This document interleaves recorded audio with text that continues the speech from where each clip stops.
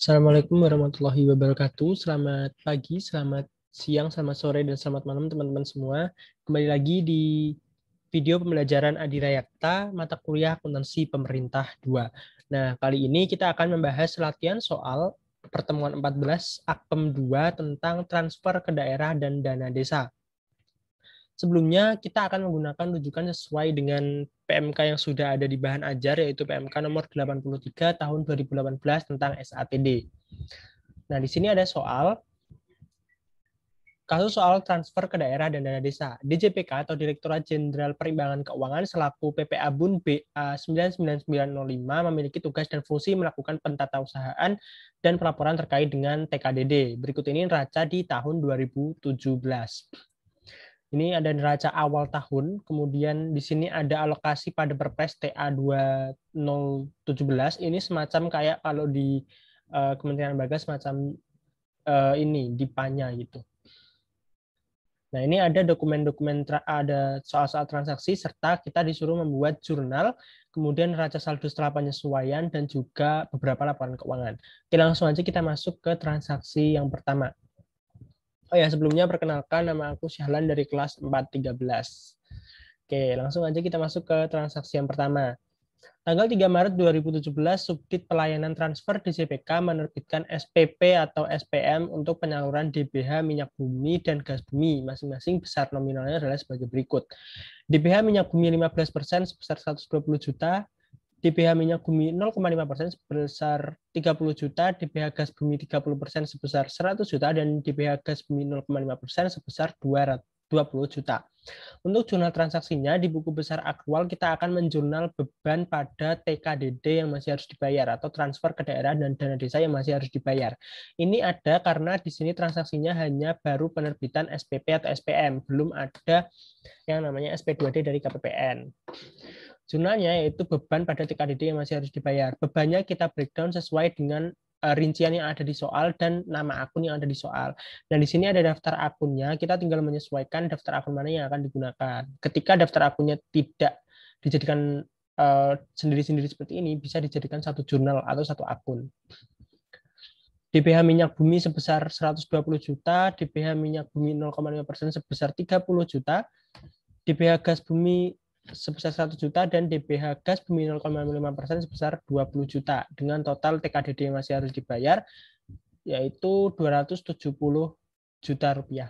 Kemudian di jurnal buku besar kas belum ada karena tadi belum ada penerbitan SP2D dari KPPN yang bersangkutan. Selanjutnya, 5 Maret penerbitan SP2D atas SPM tanggal 3 Maret 2017. Nah, pada saat kali ini ada pembayaran, berarti kita harus membalik yang sebelumnya TKDD yang masih harus dibayar di sebelah kredit, kita balik di sebelah debit karena sudah ada pembayaran atau SP2D-nya. Kemudian kreditnya ditagihkan ke entitas lain, atau kalau di PMK 2018 itu namanya cuma satu akun. Transaksi antar entitas itu untuk menampung akun ditagihkan ke entitas lain ataupun diterima dari entitas lain. Jadi akun Didel sama Digel kalau di PMK 83 2018 itu jadi satu transaksi yang transaksi antar entitas. Jadi nanti teman-teman menyesuaikan saja dosennya menggunakan Didel Digel atau menggunakan transaksi antar entitas.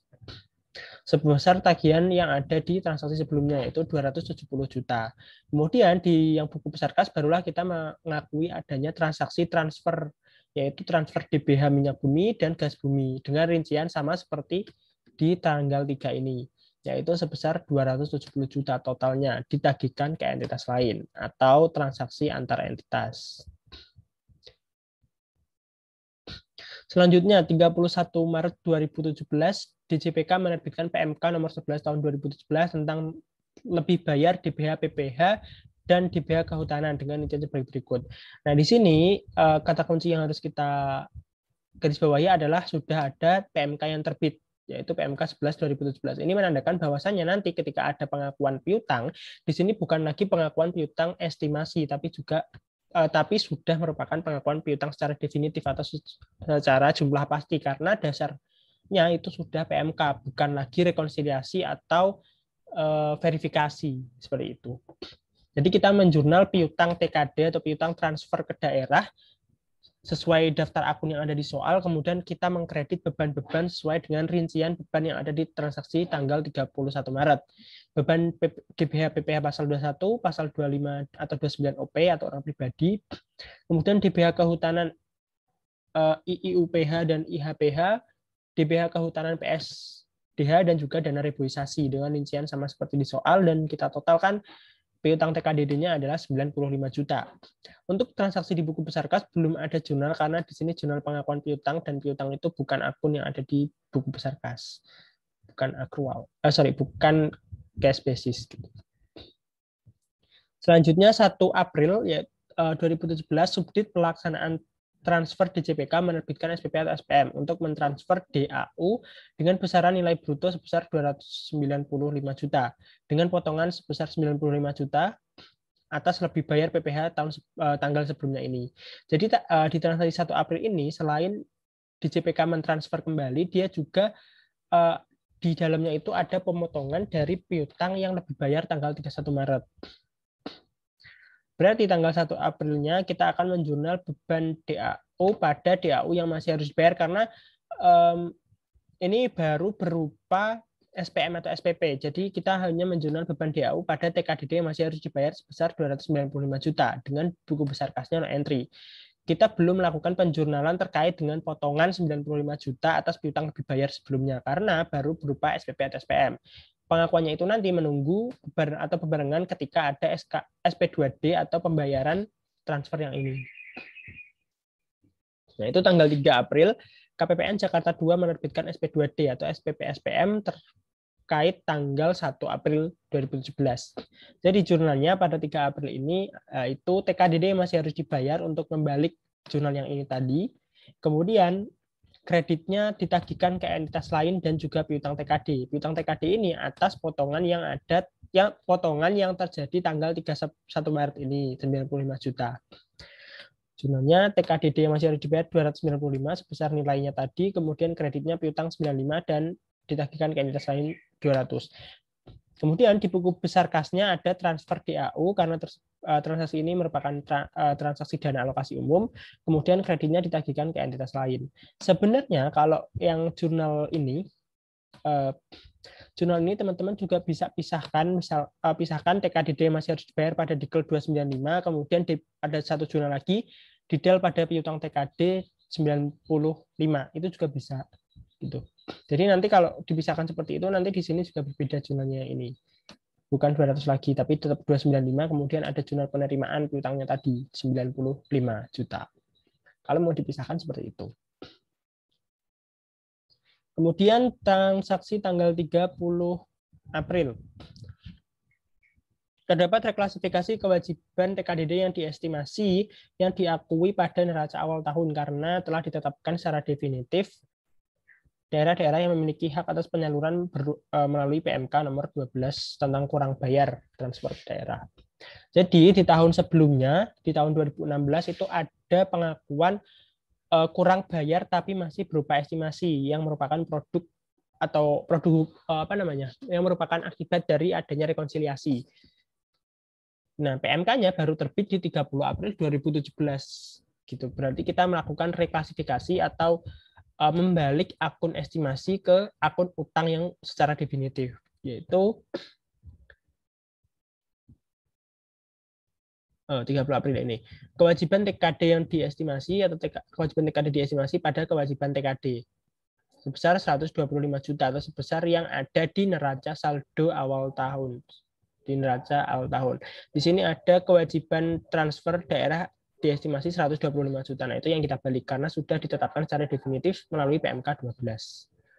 Buku besar kasnya no entry karena itu cuma reklasifikasi perpindahan saldo dari akun estimasi ke akun yang sudah definitif. Kemudian 15 Juni 2017 telah terbit PMK 13 tentang kurang bayar transfer ke daerah dengan rincian sebagai berikut. Ya. Nah, di sini kita perlu garis bawahi juga bahwa di sini sudah muncul PMK, artinya tidak lagi mengakui piutang secara estimasi, tapi sudah secara definitif di akun, bukan piutang karena kurang bayar, mengakui utang secara definitif, bukan lagi estimasi karena sudah terbit PMK-nya. Di sini kurang bayar. Nah, kita jurnal karena kita kurang bayar, maka kita perlu menjurnal beban pada kewajiban sesuai dengan rincian yang ada di soal. Beban DBH pasal 21 10 juta, pasal 29 25 OP 25 juta, beban DBH minyak bumi 5 juta, gas bumi 3 juta, beban DBH kehutanan 2 juta, kehutanan PSDH 1 juta, dan reboisasi juga 1 juta. Dengan total kewajiban TKD sebesar 47 juta. Sedangkan di buku besar kasnya masih no entry karena di situ hanya baru berupa pengakuan adanya kewajiban dari transaksi kurang bayar atas transfer ke daerah. Selanjutnya 25 September Subdit pelaksanaan transfer transfer DJPK menerbitkan SPSPM untuk mentransfer dana TKDD sebagai berikut. Nah, tanggal 25 itu terbit SPPSPM dari beberapa dana yang akan ditransfer oleh DJPK, yaitu ada dana alokasi umum, dana alokasi khusus, dana insentif daerah, dana desa, dan DBH hasil bea cukai. Dengan rincian beban DAU sebesar 100, beban dana insentif daerah sebesar 25 juta, dana desa 100, dan cukai hasil tembakau 30. Kemudian kreditnya TKDD yang masih harus dibayar karena masih berupa SPP-SPM sebesar 255 juta. Nah, di sini ada beban dana desa yang masih saya kasih warna merah. Ini karena soal ini terjadi pada tahun 2017 ya. Kalau mengikuti soal terjadi pada tahun 2017. Sedangkan PMK yang terbit, PMK yang ini, PMK terbaru dari SATD ini terbit 2018. Dan ketika sudah terbit PMK yang ini, terdapat pemisahan pentatausahaan antara dana desa dengan dana transfer yang lain gitu. Jadi kalau mengikuti PMK yang ini tahun 2018 sebenarnya ini jurnalnya itu udah nggak ada jurnal beban dana desa karena beban dana desa bukan lagi ditata usahakan oleh DJPK tetapi oleh DJPB atau melalui KPPN karena dianggap KPPN lah yang lebih mengetahui bagaimana kondisi pengelolaan atau bagaimana kondisi penggunaan dana desa gitu. Karena kan KPPN itu ada hampir di setiap kabupaten kota. Itu. Jadi karena ini masih menggunakan soal 2017, jadi saya cantumkan tapi saya kasih warna merah. Jadi untuk semacam penanda gitu.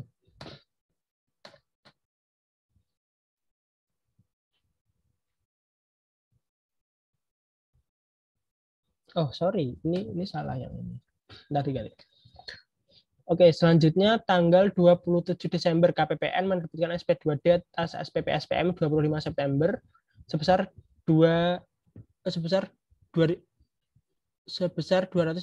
juta dengan potongan 10 juta karena terdapat sanksi atas pelaksanaan CHT. Nah, di situ terdapat dua transaksi yaitu pembayaran si ini tadi transfer TKDD dan kemudian ada penerimaan dari atas sanksi yang ditetapkan. Jurnal yang pertama yaitu TKDD yang masih harus dibayar pada Dikel sebesar 25 juta. Dan jurnal yang kedua diterima dari entitas lain dan penerimaan sanksi LO sebesar 10 juta. Untuk akun yang penerimaan sanksi LO ini bisa menyesuaikan dosen teman-teman karena di daftar akun nggak ada, jadi saya masukkan ke buat akun baru penerimaan sanksi LO. Sebesar 25 juta. Kemudian ini dana ini yang 30 juta sebenarnya transfer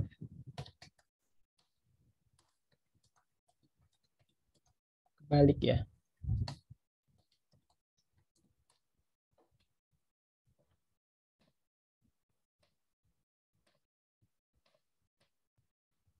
Kayak gini.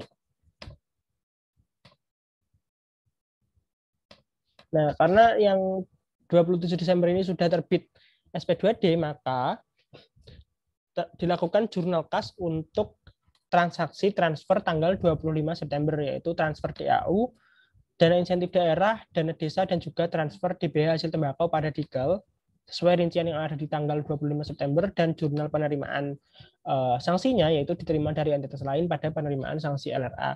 Penerimaan sanksi ini sebenarnya bisa juga dimasukkan ke PNBP mungkin, PNBP lainnya. Bisa juga dimasukkan ke PNBP lainnya, tergantung nanti teman-teman bagaimana gitu ya.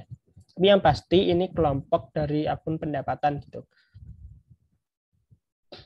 Oke, jurnalnya itu karena transaksinya nggak terlalu banyak dan kalau aku cari dari beberapa soal ujian tahun sebelumnya, materi TKDD ini nggak ada di soal esai waktu ujian. di soal ujian 2020, 2019, sama 2017 atau 2018 saya lupa. Itu nggak ada soal esai tentang TTKD. Jadi lumayan susah juga buat nyari soal terkait TKDD. Tapi nanti untuk di tahun ini apakah masuk ujian atau enggak saya juga kurang tahu. Teman-teman bisa pastikan ke dosen masing-masing nantinya. Kemudian soal yang kedua, susunan neraca saldo setelah penyesuaian buku besar akrual dan neraca saldo buku besar kas.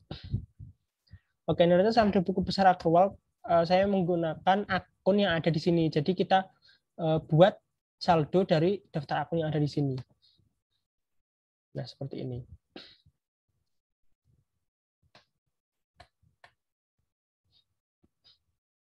Tadi di soal itu kan ada beberapa akun yang memiliki saldo awal.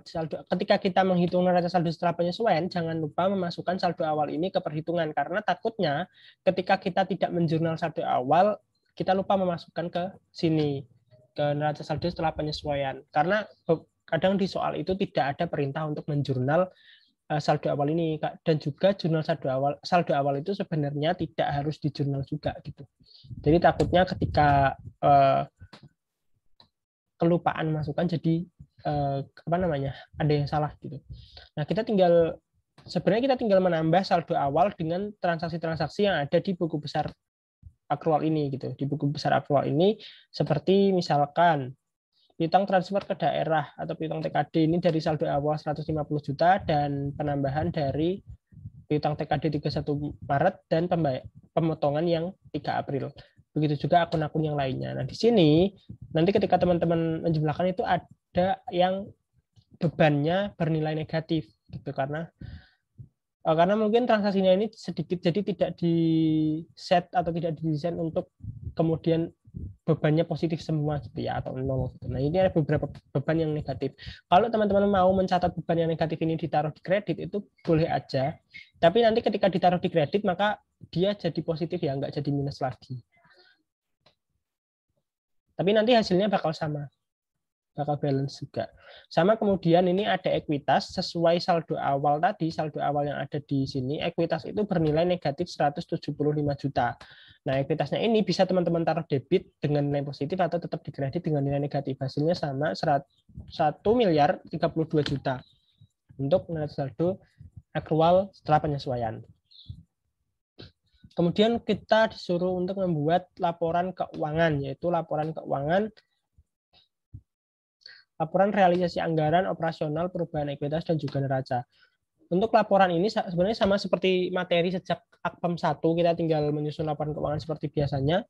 Nah, di sini ada tadi komponen pendapatan yang saya kasih nama akun penerimaan sanksi LRA, atau teman-teman bisa pakai akun PNBP lainnya sebesar 10 juta. Karena di anggaran atau di soal tadi tidak ada pagu anggaran atau tidak ada rencana anggaran sebesar untuk pendapatan, adanya cuma untuk transfer, maka pendapatannya di sini anggarannya adalah 0. Kemudian belanja, karena belanja juga 0, nggak ada transaksi belanja di sini, maka tidak ada komponen belanja pada laporan realisasi anggaran.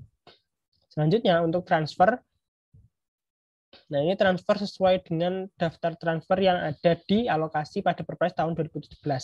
Transfer DAU, dana alokasi khusus, dana BBM minyak bumi 15%, gas bumi 0,5, minyak bumi 0,5, gas bumi 30, gas bumi 0,5, cukai hasil tembakau, dana desa, dan juga dana insentif daerah.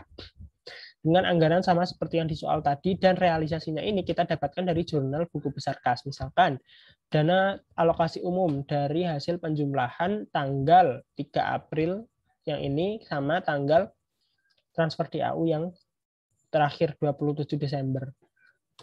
Kemudian untuk persentasenya ini berasal dari realisasi dibagi dengan anggaran. Seperti itu, realisasi dibagi anggaran, nanti didapat persentase berapa sih tingkat realisasi dari anggaran yang sudah direncanakan.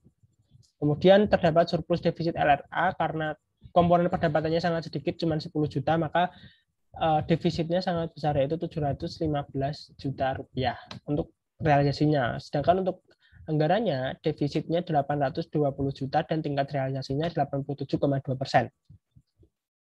Tidak ada komponen pembiayaan sehingga surplus defisit ini akan langsung menjadi sisa lebih atau sisa kurang dari pembiayaan anggaran tahun 2017 dengan tingkat persentase 87,2%. Kemudian selanjutnya laporan operasional. Laporan operasional sebenarnya tidak jauh berbeda dengan laporan anggaran. Kita disuruh untuk mencari surplus defisit juga dengan komponen pendapatan. Tadi untuk komponen pendapatannya di sini kan kalau di LO itu ada dua kegiatan, yaitu dari kegiatan operasional sama dari kegiatan non operasional. Nah, saya pikir bahwasannya yang penerimaan dari sanksi LO itu bukan merupakan kegiatan operasional dari DJPK, sehingga di komponen pendapatan laporan operasional saya tidak ada isinya atau nol. Sedangkan untuk bebannya ini sama seperti beban yang ada di neraca saldo yang ini tadi. Kita tinggal memasukkan komponen beban yang ada di sini. Cuman yang saya masukkan cuman yang ada transaksinya atau yang ada nilainya. Ketika yang 00 ini nggak aku masukin. Kemudian dapatlah surplus atau defisit dari kegiatan operasional sebesar 772 juta. Baru setelah itu ada tadi penerimaan sanksi LO sebagai pendapatan dari kegiatan operasional sebesar 10 juta dan surplus defisit LO 762 juta. Selanjutnya masuk ke laporan perubahan ekuitas. Laporan perubahan ekuitas awal sama seperti di soal tadi adalah debit atau negatif 175 juta. Kemudian surplus defisit LO, di sini terdapat defisit 760 juta dari sini. Kemudian dampak kumulatif perubahan kebijakan atau kesalahan mendasar itu tidak ada di soal. Dan ada transaksi antara entitas. Transaksi antara entitas terdiri dari dua, yaitu didel dan dikel, atau diterima dari entitas lain dan ditagihkan ke entitas lain. Untuk diterima dari entitas lain ini bernilai minus karena dia berada di sebelah debit. Artinya dia mengurangi ekuitas ketika berada di sebelah debit karena ekuitas saldo normalnya di sebelah kredit. Kemudian ditagihkan ke entitas lain, ini komponen transaksi antar entitas, dia bersaldo normal di kredit dan akan menambah nilai ekuitas. Gitu. Sehingga ekuitas akhir diperolehlah 222 juta. Selanjutnya yang terakhir yaitu mengenai neraca. Direktorat Jenderal Perimbangan Keuangan Neraca, ini salah tanggalnya ya.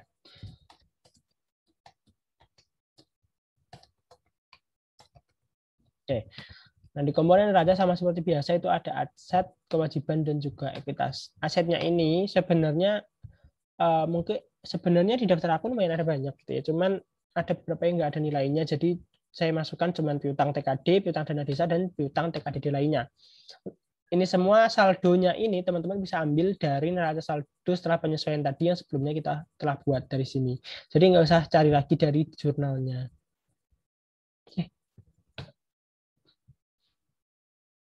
Selanjutnya ada kewajiban. Nah, kewajiban di sini terdiri dari kewajiban transfer ke daerah atau TKD yang diestimasi yang 0 tadi karena sudah kita reklasifikasi. Kemudian kewajiban dana desa yang diestimasi juga 0. Kewajiban transfer ke daerah atau TKD yang sudah definitif sebesar 472 dari nilai dari neraca saldo setelah penyesuaian dan kewajiban dana desanya 0.